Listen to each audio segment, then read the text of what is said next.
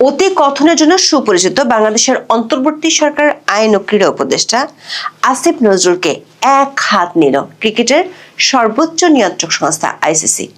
সংস্থাটি বলছে, বাংলাদেশের ক্রীড়া উপদেষ্টা আগামী ফেব্রুয়ারিতে ভারতে অনুষ্ঠেয় টি-20 বিশ্বকাপে বাংলাদেশ দলের নিরাপত্তা নিয়ে যে দাবি করেছেন সেটি সম্পূর্ণ অসত্য। 12 ফেব্রুয়ারি ঢাকায় এক সংবাদ সম্মেলনে ক্রীড়া উপদেষ্টা আসিফ নজরুল দাবি করেন, আইসিসি বাংলাদেশের সুনির্দিষ্ট নিরাপত্তা উদ্বেগের বিষয়টি স্বীকার করেছে। আসিফ নজরুল দাবি করেছেন, আইসিসির চিঠিতে বলা হয়েছে 3টি জিনিস হলে বাংলাদেশ টিমের নিরাপত্তা আশঙ্কা বাড়বে। এই 3টি বিষয়ের মধ্যে সবচেয়ে ভয়ঙ্কর একটি তথ্য হলো, আসিফ নজরুল দাবি করেছেন আইসিসি বলেছে মুস্তাফিজকে ভারতে পাঠালে নিরাপত্তার সমস্যা হতে পারে। আসিফ নজরুলের এমন অপরিপক্ক আর বিভ্রান্তিকর মন্তব্যে বিপদে পড়ে বাংলাদেশ ক্রিকেট বোর্ড বিসিবি। তড়িঘড়ি করে সংবাদ বিজ্ঞপ্তি দিয়ে বিসিবি একটি শ্যাম রাখি না গোল রাখি উত্তর দেয়। বিসিবির সংবাদ বিজ্ঞপ্তিতে জানায়, ক্রীড়া উপদেষ্টা আসিফ নজরুলের বক্তব্য বিসিবিকে পাঠানো আইসিসির আনুষ্ঠানিক কোনো জবাব নয়, কিন্তু তৎক্ষণাৎ ড্যামেজ যা হওয়ার তা হয়ে গেছে। তেতে ওঠে আইসিসি।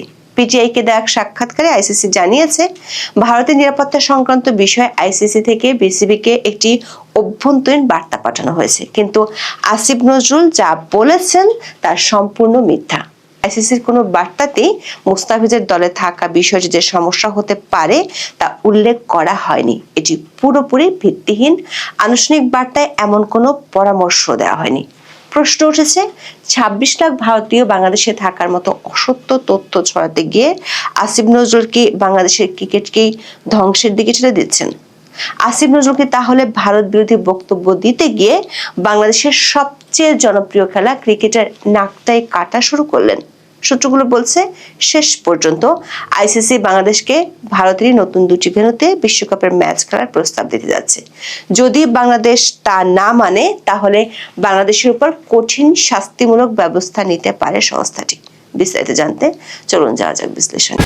যখন উপদেষ্টা ছিলেন না, ছিলেন টকশোবিদ, তখন আসিফ নজরুল বলেছিলেন 26 লাখ ভারতীয় অবৈধভাবে বাংলাদেশে কাজ করে, কিন্তু উপদেষ্টা হিসেবে দায়িত্ব নিয়ে ক্ষমতার সর্বোচ্চ পর্যায়ে গিয়ে 26 লাখ অবৈধ ভারতীয় টিকিটও খুঁজে পাননি তিনি। এবার তার নতুন অসত্য তথ্য বাংলাদেশের ক্রিকেটকে ঠেলে দিয়েছে বিরাট বিপদের মুখে। নানা ইস্যুতে গত 17 মাসে ভারত ও বাংলাদেশের কূটনৈতিক সম্পর্ক তলানিতে গিয়ে ঠেকেছে। দেশ দুটির মধ্যে সম্পর্ক যা আছে তা মূলত বেঞ্চকে ঘিরে। এরই মধ্যে বাংলাদেশের সংখ্যালঘু হত্যা ও নির্যাতনের ইস্যুতে ভারতে বিক্ষোভ দেখা যায়। পূর্ব নির্ধারিত সূচি অনুযায়ী আগামী 7 ফেব্রুয়ারি থেকে 8 মার্চ পর্যন্ত ভারত ও শ্রীলঙ্কায় আইসিসি টি-20 বিশ্বকাপ অনুষ্ঠিত হওয়ার কথা। বাংলাদেশের প্রথম 3টি গ্রুপ ম্যাচ কলকাতা এবং শেষ ম্যাচটি মুম্বাইতে হওয়ার কথা রয়েছে। বিসিসিআই এর নির্দেশে IPL franchise Kolkata night Riders থেকে পেসার মুস্তাফিজুর রহমানকে অব্যাহতি দেওয়ার পর পরিস্থিতি ঘোলাটে হয়। এতে ক্ষুব্ধ হয় বাংলাদেশ। ক্রীড়া উপদেষ্টা আসিফ নজরুলের নির্দেশে বিসিবি চিঠি লিখে আয়োজক সংস্থা আইসিসি কে জানিয়ে দেয়, নিরাপত্তার শঙ্কায় ভারতে খেলবে না বাংলাদেশ দল। তখন বিসিসিআই অস্পষ্ট কিছু পরিস্থিতির কথা উল্লেখ করেছিল। এই ইস্যুতে গত কয়েকদিনে একাধিকবার কথা বলেছেন ক্রীড়া উপদেষ্টা আসিফ নজরুল। সোমবার আবারও বাফুফে ভবনে গণমাধ্যমের মুখোমুখি হয়ে তিনি এক বিস্ফোরক দাবি করেন। বলেন, আইসিসি বাংলাদেশের সুনির্দিষ্ট নিরাপত্তা উদ্বেগের বিষয়টি স্বীকার করেছে। আসিফ নজরুল দাবি করেন, মোস্তাফিজুর রহমান বাংলাদেশ দলে থাকলে ভারতের জাতীয় দলের নিরাপত্তা বিঘ্নিত হতে পারে, এমন আশঙ্কার কথা জানিয়ে আইসিসি নিরাপত্তা বিভাগ থেকে একটি চিঠি দেওয়া হয়েছে। আসিফ নজরুল জানান, ক্রিকেট ইস্যুতে বাংলাদেশ ক্রিকেট বোর্ড ইতিমধ্যে আইসিসি কে 2টি চিঠি পাঠিয়েছে এবং আনুষ্ঠানিক উত্তরের অপেক্ষায় রয়েছে।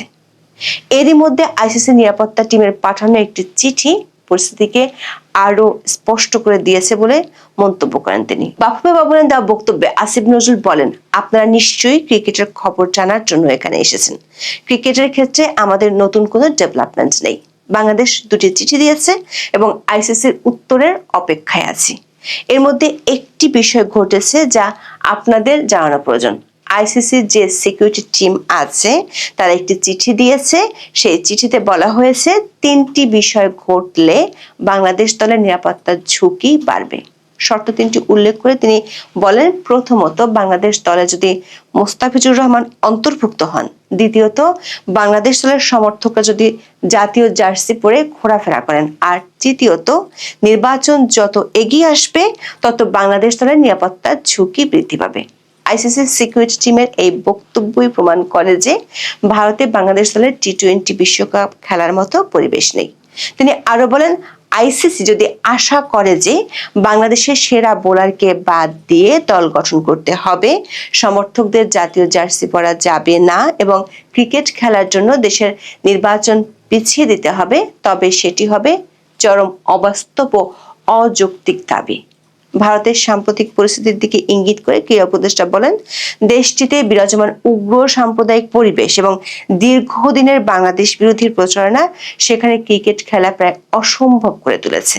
তার মতে মুস্তাফিজ ইস্যু এবং আইসিসি সিকিউরিটি টিমের চিঠি এই বাস্তবতাকে সন্দেহাতীতভাবে প্রমাণ করে। তিনি জোর দিয়ে বলেন, ক্রিকেটের উপর কোনো দেশের একচ্ছত্র আধিপত্য থাকা উচিত নয় এবং বাজার ব্যবস্থাপনার কারণে কোনো টুর্নামেন্টের ভাগ্য নির্ধারিত হওয়া গ্রহণযোগ্য নয়।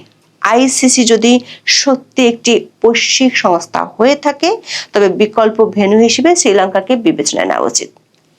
এই প্রশ্নে বাংলাদেশ কোনোভাবেই নতি স্বীকার করবে না বলে তিনি হুঁশিয়ারি দেন। তবে ডেইলি স্টারের খবরে বলা হয়েছে, আইসিসি নিরাপত্তা দলের পক্ষ থেকে এমন কোন চিঠির কথা জানেন না বলে জানিয়েছেন বিসিবির এক পরিচালক। নাম প্রকাশ না করার শর্তে তিনি বলেন, আইসিসি এখনো তাদের কোনো উত্তরই দেয়নি। আসিফ নজরুল যে অসত্য তথ্য দিয়েছেন সেটি মুহূর্তেই বুঝতে পারে বিসিবি এক সংবাদ বিজ্ঞপ্তিতে জানিয়েছে, ক্রীড়া উপদেষ্টার বক্তব্য বিসিবিকে পাঠানো আইসিসির আনুষ্ঠানিক কোনো জবাব নয়।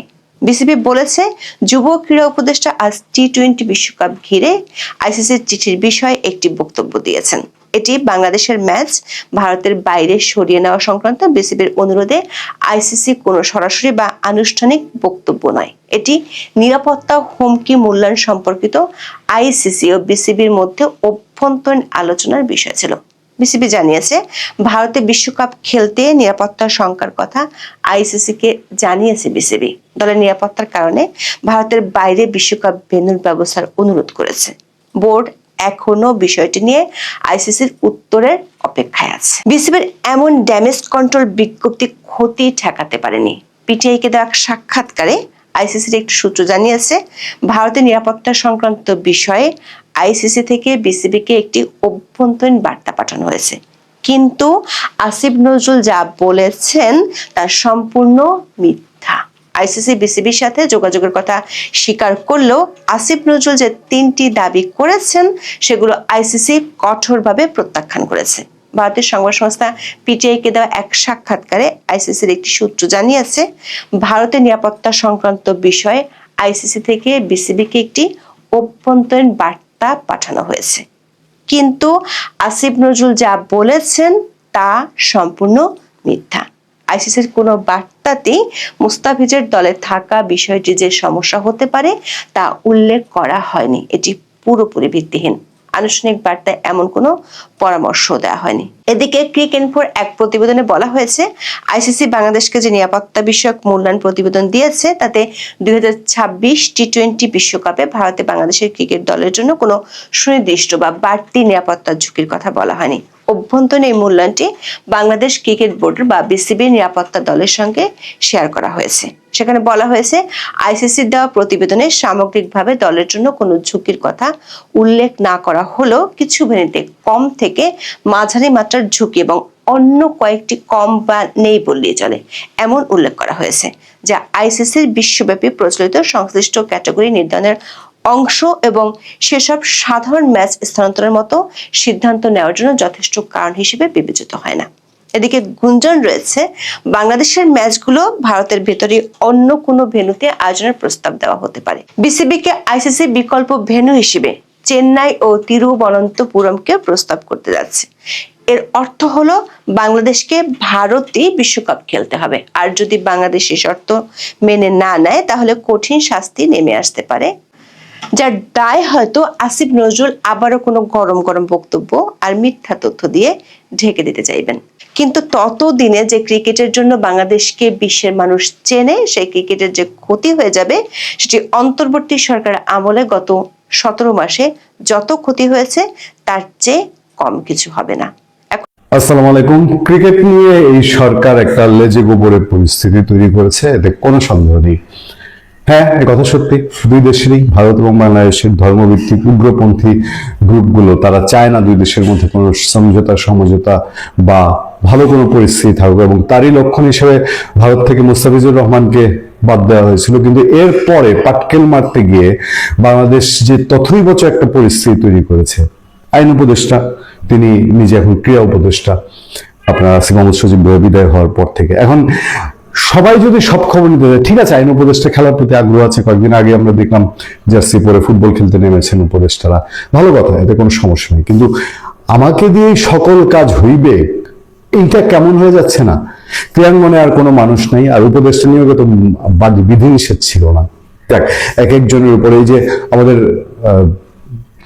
স্বরাষ্ট্র উপদেষ্টা, ওনাকে সাথে কৃষি উপদেষ্টার দায়িত্ব দেওয়া হয়েছে।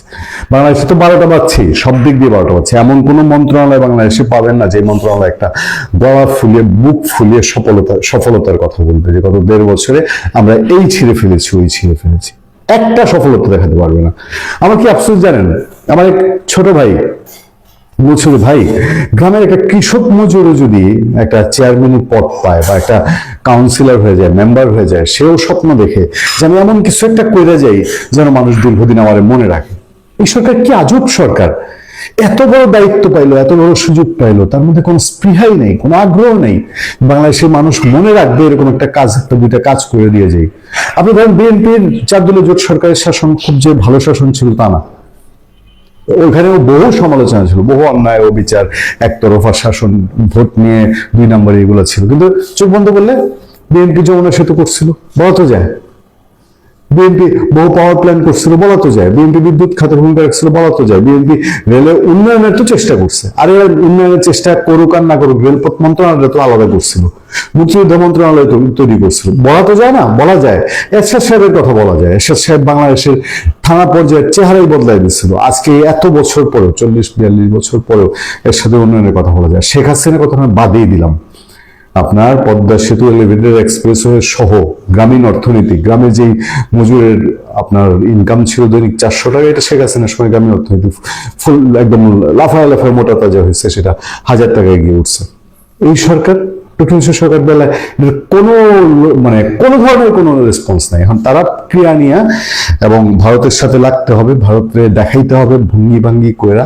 শেষমেশ কি লেজের বুজুব্বরে অবস্থাটা, বিশ্বকাপ বাংলাদেশে অংশগ্রহণ ইস্যুতে আইসিসি 3টি নিরাপত্তা আশঙ্কার কথা জানিয়েছে বলে বাংলাদেশ ক্রীড়া উপদেষ্টা আসিফ নজরুল যে বক্তব্য দিয়েছেন তার একটি ব্যাখ্যা দিয়েছেন প্রধান উপদেষ্টার উপপ্রেস সচিব আজাদ মজুমদার। মানে ক্রীড়া উপদেষ্টা একটা কথা বলছে, এটার আবার একটা ব্যাখ্যা দিতে হয় প্রধান উপদেষ্টার উপপ্রেস সচিবের। মানে কোন জায়গায় গিয়ে দুর্ভিক্ষ ঠেকলে এই পরিস্থিতি হয়।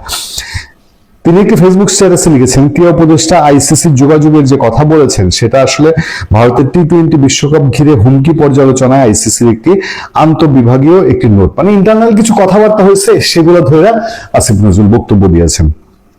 বাংলাদেশের ক্রিকেট টিমের ম্যাচগুলো ভারতের বাইরে নিয়ে যেতে যে অনুরোধ করেছে বাংলাদেশ, তার জবাবে আইসিসির পাঠানো কোনো জবাব নয় জানিয়েছেন উপপ্রেস সচিব আজাদ মজুমদার। এর আগে একটি সংবাদ সম্মেলনে বাংলাদেশের ক্রীড়া উপদেষ্টা আসিফ নজরুল বলেছিলেন, আইসিসির সিকিউরিটির দায়িত্বে যারা আছেন তারা একটি চিঠি দিয়ে জানিয়েছেন যে 3টি জিনিস হলে বাংলাদেশের নিরাপত্তা আশঙ্কা বাড়বে। সেগুলো কি কি? একটি হচ্ছে বাংলাদেশ টিমে যদি মুস্তাফিজ অন্তর্ভুক্ত হয়, দুই হচ্ছে বাংলাদেশ দলের যে সমর্থকরা আছে তারা যদি বাংলাদেশের জাতীয় দলের জার্সি পরে ঘোরাফেরা করে, আর থার্ড হচ্ছে ইলেকশন যত এগিয়ে আসবে তত নাকি বাংলাদেশ দলের নিরাপত্তা আশঙ্কা বৃদ্ধি পাবে। এটা আসিফ নজরুল সাহেব বলছিলেন, কিন্তু উপপ্রেস সচিব ইনডাইরেক্টলি এটা অস্বীকার করলেন। ভালো থাকবেন, সুস্থ থাকবেন। আপনার সাথে আমি আতিক রহমান, পূর্ণিয়া।